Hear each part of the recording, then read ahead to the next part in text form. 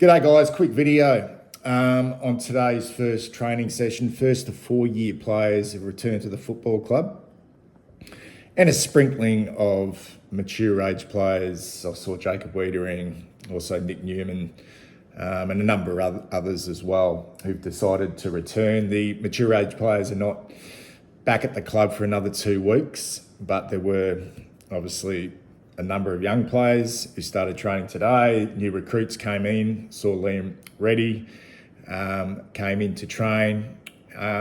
So they're back. Now, I wasn't there, but I was following social media today, and the club did put up some images of the players entering the club at the start of the day in the morning. And there were some mystery players, and there's always train-on players at this time of year who'll get the opportunity to train right up until Christmas. At the prospect of earning a spot on the list if there's some long-term injuries.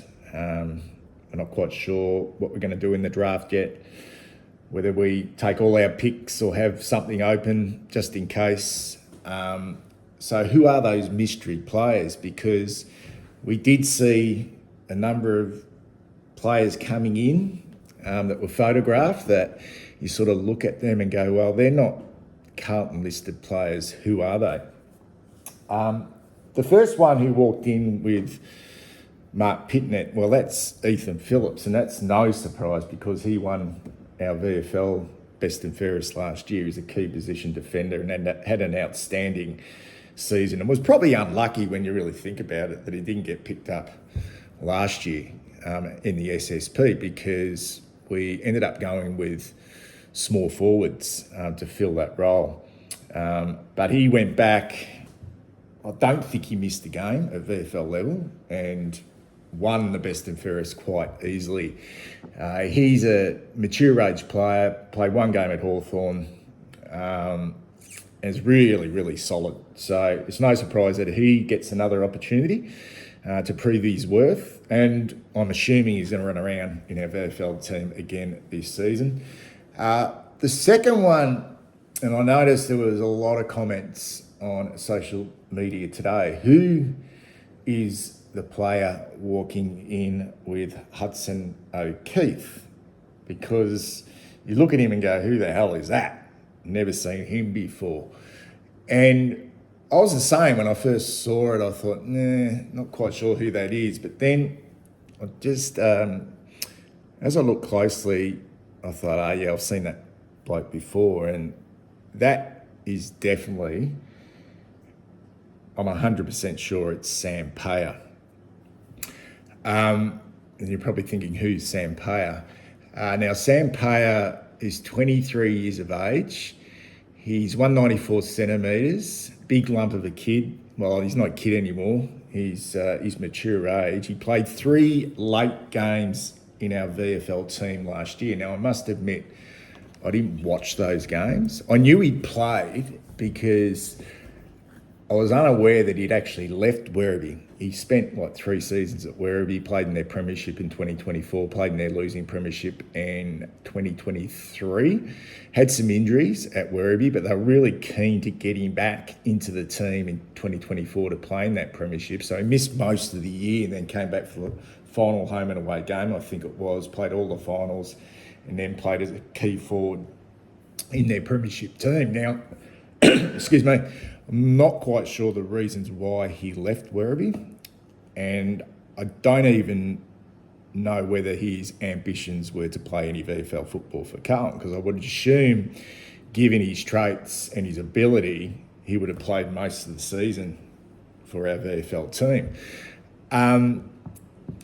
But he went to Aberfeldy, played 14 games for Aberfeldy in the Essendon District Football League, and kicked 48 goals. And as I mentioned, came into our VFL team right at the end of the year. Played against the Casey Demons in round 17.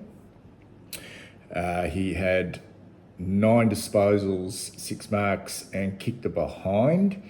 In round 19 against Frankston, he performed a little bit better. He had 14 disposals and took 3 marks. And he had a really good game statistically. against the Gold Coast Suns in round 20, 19 disposals and 9 marks. Now, he is a key forward, but looking at those stats, he's only kicked the one behind in 3 games. So I'm not quite sure if he played a little bit of defence or in the ruck. Not quite sure. At 194 centimetres, and he's very athletic, very athletic. And originally he came through the NAB League at the Quarter Cannons, came runner-up in their best and fairest in 2021 as an overage player, and is a goal kicker. Like, he is a goal kicker.